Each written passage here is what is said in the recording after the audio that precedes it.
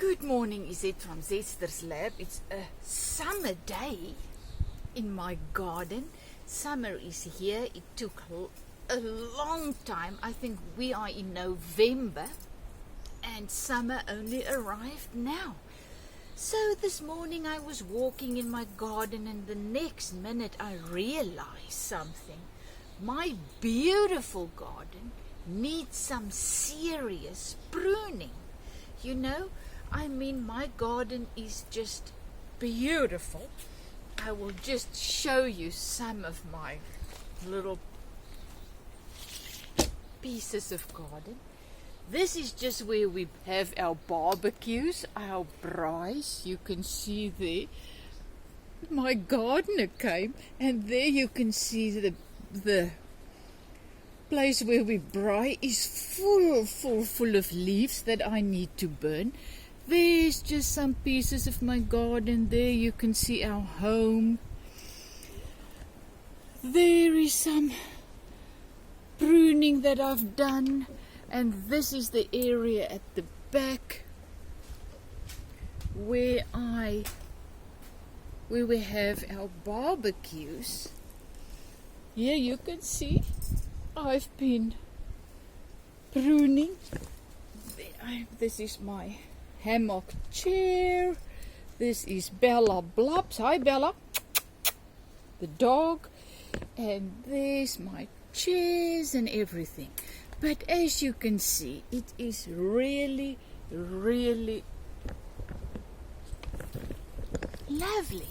But no matter how lovely it is, there comes a time when it needs some serious pruning.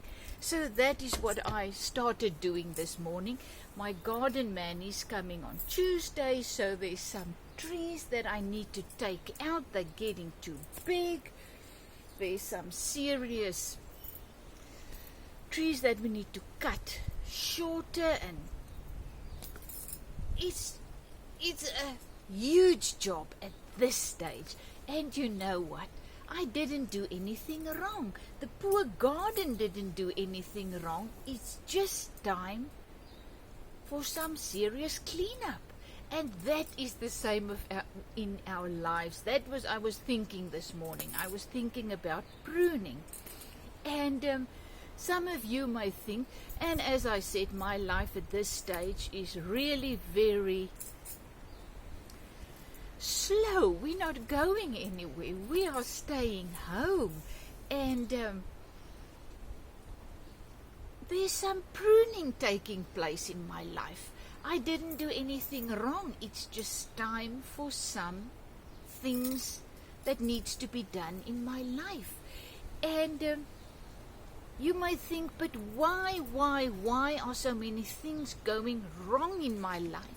What did I do wrong? Is there sin? Is there whatever you might believe? And you know, the good news is no.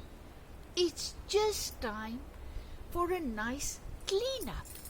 Some things, some relationships, some situations need to be cut out of your life. It's perhaps time for some serious rest. You know, we grow up believing, especially in religion, that when we do something wrong, something bad is going to happen. But then once again, we judge what is happening by either judging it as good or evil. And because we don't know the bigger picture.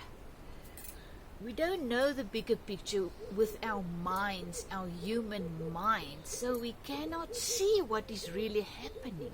So then we judge situations when they don't turn out as we believe and want them to turn out. And then when something tough happens in our life, our immediate reaction is, what did I do wrong? Why is the devil trying to get me? Blah, blah, blah. Remember when I was still in church, going to church years back when I grew up, and until about 15 years ago, I went through the whole spectrum of religious Christianity. And lots of times there's lots of fighting in the church. You know, church splits, whatever you call it, and then immediately you say it's the devil. But now looking back, I realize, no, it was just the life in us, the Spirit forcing us, because we cannot do it in our, we are not at that stage ready to listen and hear and walk with the Spirit in us. So the Spirit needs to allow situations to happen to get us out of certain situations.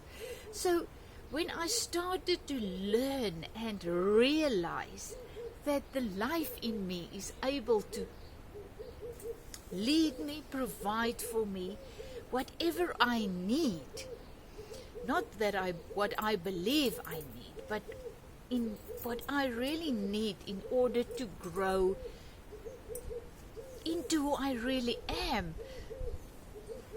a perfect spiritual being. To get to that place, we all try to become more spiritual, to become more holy, to become more whatever you might call it. But the awesome truth is that is who we are in spirit and truth. But then our minds and our traditions and the religions and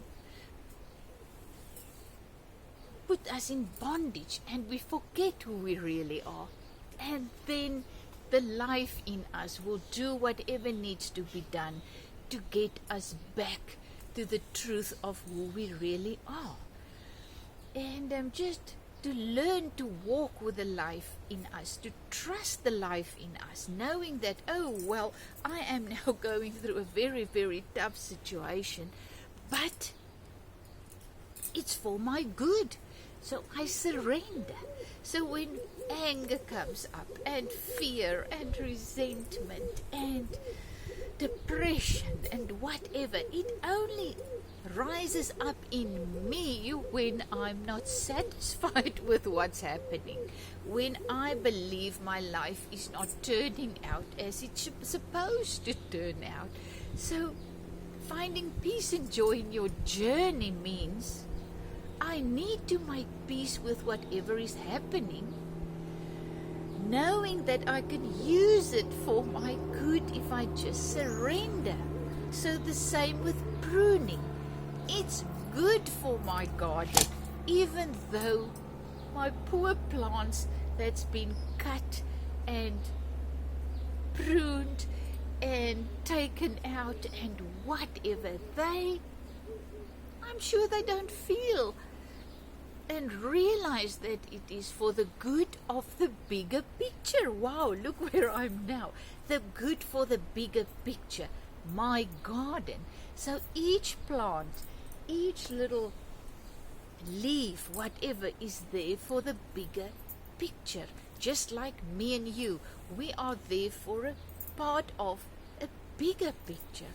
And things in our lives will happen that we do not understand, that we do not enjoy, but we just need to realize by walking in faith means you have faith in the life in you and others and all over, that there's a bigger plan, that everything is working towards a bigger plan, and that I'm part of that bigger plan, and my life will be pruned and cut, and I'll be forced to rest at times. There will be different seasons in my life. Some seasons will be resting periods, some seasons will be pruning, and then some seasons will be awesome and I will be just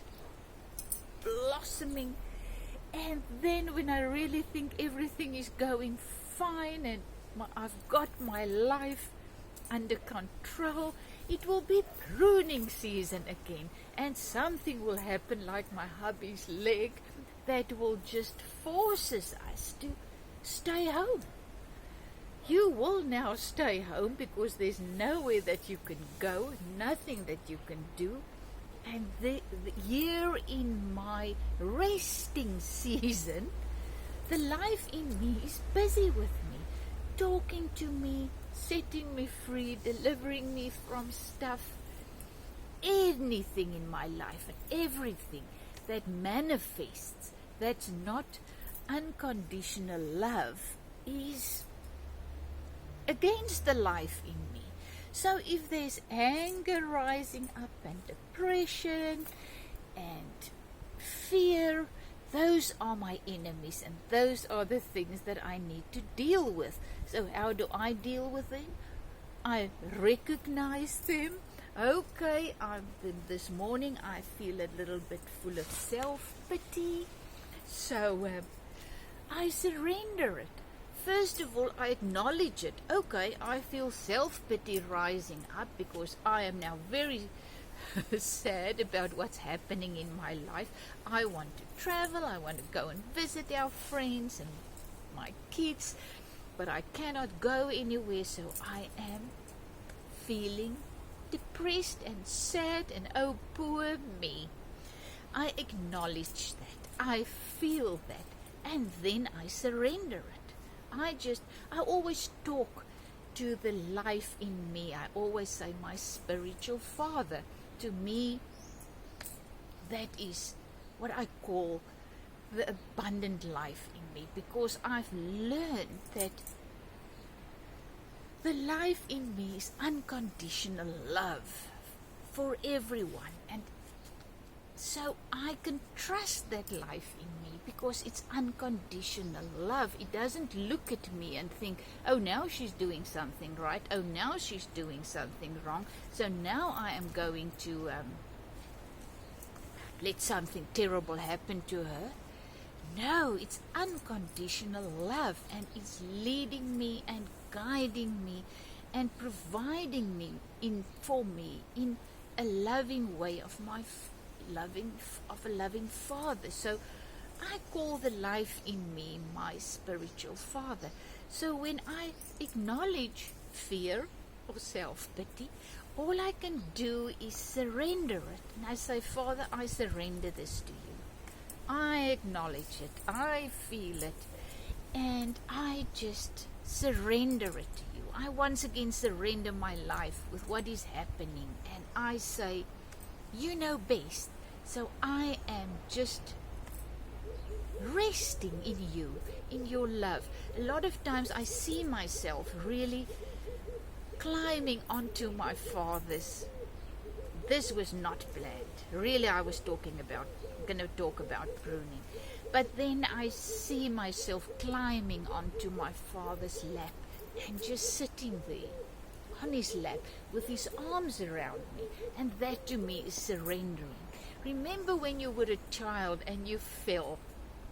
And I'm adopted, but my adopted father was just, I never had a problem with experiencing the abundant life in me, my spiritual, as a father.